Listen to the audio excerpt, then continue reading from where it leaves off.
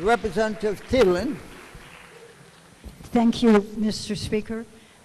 Mr. Speaker, I'm rising in support of the bill. Please proceed. Thank you. Mr. Speaker,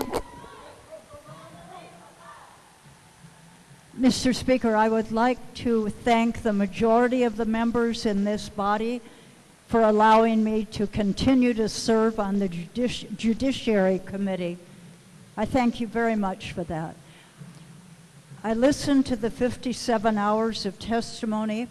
I've read and responded to thousands of emails on both sides of the issue, and I want to quote from one email from a young person. And I quote, "I just did something spontaneous. So I was on the bus on my way home when we passed the state capitol, which was bombarded by picketers of the marriage bill. I was shocked.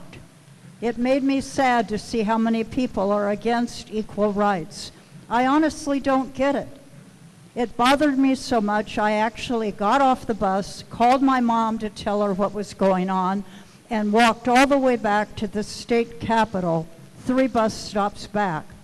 There was no question in my mind that I had to go and support my cause for equality. I walked through the crowds of traditional marriage supporters and looked for my same-sex people.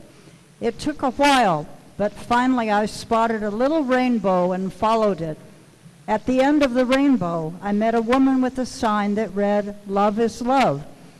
And I found out that the rainbow I was chasing was a lightsaber that belonged to her young son.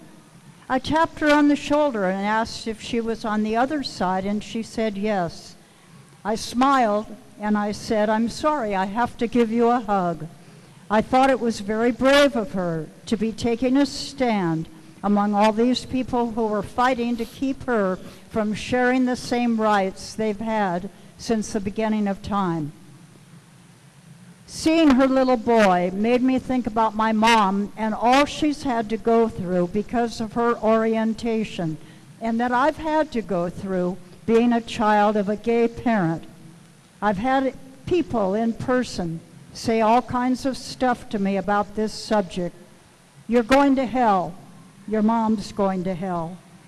So growing up and seeing that kind of hatred was not easy, but it taught me something. It taught me that I don't want to be hateful. Having been raised by a gay mom, I've learned to be a more loving and accepting person." And then, Mr. Speaker, this young person concludes, "Change needed to happen. Let's face it, times have changed. You're denying marriage equality for same-sex couples is denying the rights of love. And you never know who you're affecting. Perhaps the closest person to you is gay, but they just haven't told you yet. They could be your child, your sibling, your parent, your best friend.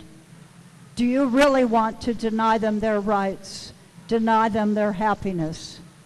Well, Mr. Speaker, I don't, and so I'm standing in support of Senate Bill 1. Thank you.